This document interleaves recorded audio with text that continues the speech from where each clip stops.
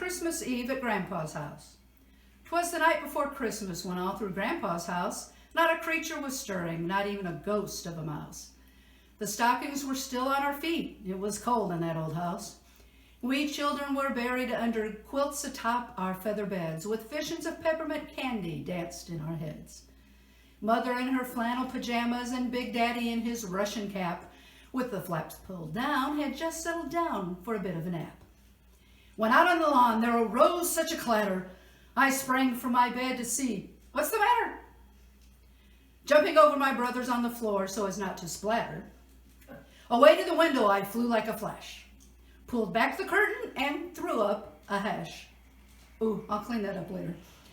The moon on the breast of the new fallen snow gave a luster sheen of midday to objects below.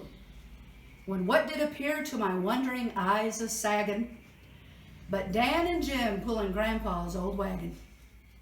Through the snow-covered field across the road lowly draggin', with a driver who looked, wait, yes, just like Uncle Jack. All three with lips a-smackin' with a smack. More rapid than turtles, his team, they came, and he whistled and he shouted and he called them by name. Now Dan, come on Jim, move along, chum, to the porch near the steps, hear me call. Now dash away, dash away, dash away all. With a firm pull on the reins and a shout of, yo!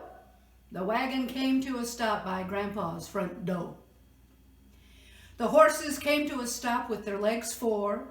Uncle Jack descended from the wagon seat with a bag full of treasures for 2 boys and 3 girls sweet.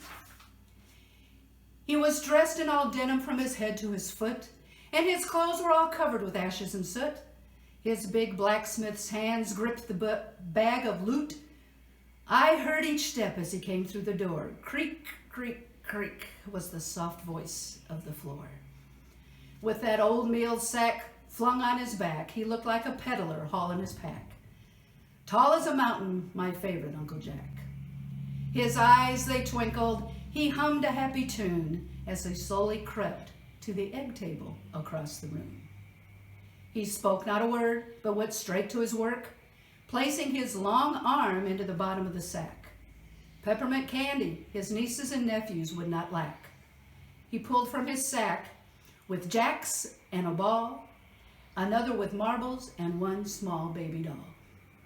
Then laying his finger aside of his nose and giving a nod as up from the floor he arose, gave his team a whistle too as they were froze.